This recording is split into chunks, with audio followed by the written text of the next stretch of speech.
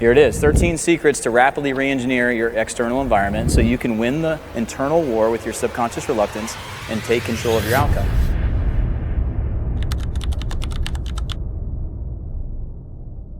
And I lost the one thing that was giving me the motivation I needed every day to do hard shit. There was about a year and a half there where I lost it completely until I met Carl, and I had another reason to become a fanatic again.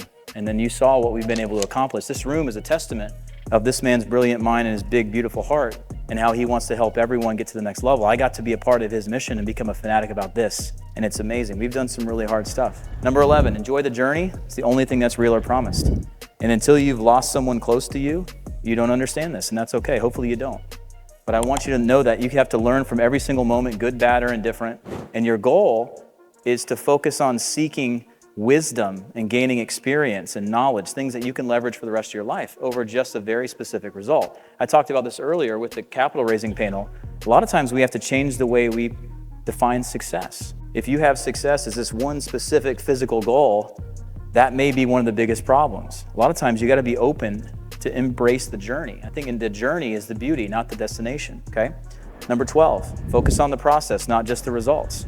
This is absolutely key. If the only thing you track is results, you're very unlikely to get there.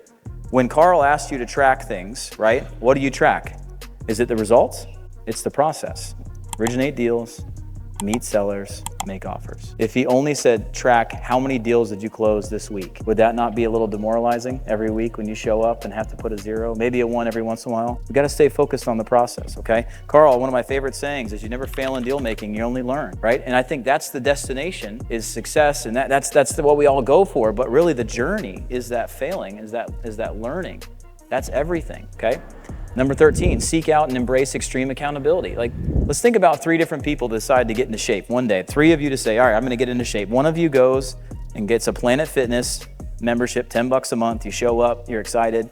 You get there, you're like, all right, what do I do?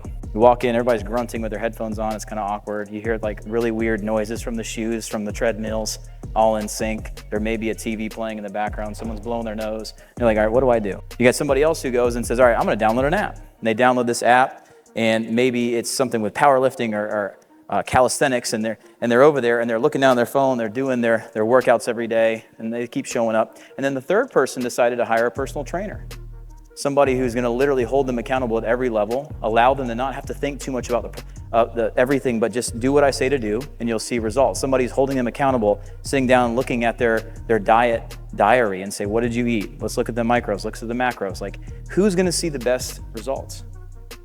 It's gonna be the third person, the person who hired a personal trainer. I think if you're not willing to have extreme accountability, you're almost not willing to put yourself in the position to be successful, because we already know that subconscious reluctance, this enemy we have inside of us, is gonna stop us. Every time we feel uncomfortable or we're anticipating feeling uncomfortable, we're gonna have that moment of hesitation. And even all the willpower in the world won't keep getting you up again and again and again. Carl does say that having the biggest why will help you solve any how. And the why is big, but I'll tell you, the way that we're wired as humans will eventually stop you. That's how we're built, okay? So that's that. In my world, I've always believed that it takes a team of people, and you have to have a new re-engineered external environment to hold you accountable to do what you need to be successful, right? And I think doing hard shit is something that not everyone wants to do, but the people who do want to do it, you've either figured it out or you haven't. And this is huge. So some of my hard shit, as much as it doesn't sound really impressive to you, is that's a 10-pound bass up in the top left-hand corner. I fished for 30 years to catch that fish. I live on a lake. I go fishing 4 days a week for about 5 months of the year. Like, I put in a lot of time and effort. I never gave up, and I did it. I was on American Ninja Warrior.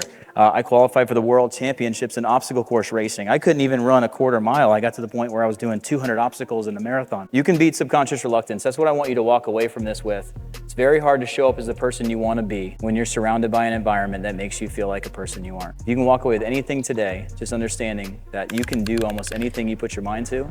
You have to understand that you're not strong enough. You have to manifest enough want and desire to change your external environment. And we know that our external environments are actually who we are. We are a result of our circumstances and our situation. And the one big thing is raise the stakes. You're not fighting for something amazing if you don't actually have a reason that you have to get up and do it. Not because you want to, but you have to. You've gotta add demand to your situation. You'll never rise to the occasion without it. It's a very powerful thing. So in closing, Just want you to know you owe it to yourself and those who you're fighting for to take the right corrective actions to set you up for success.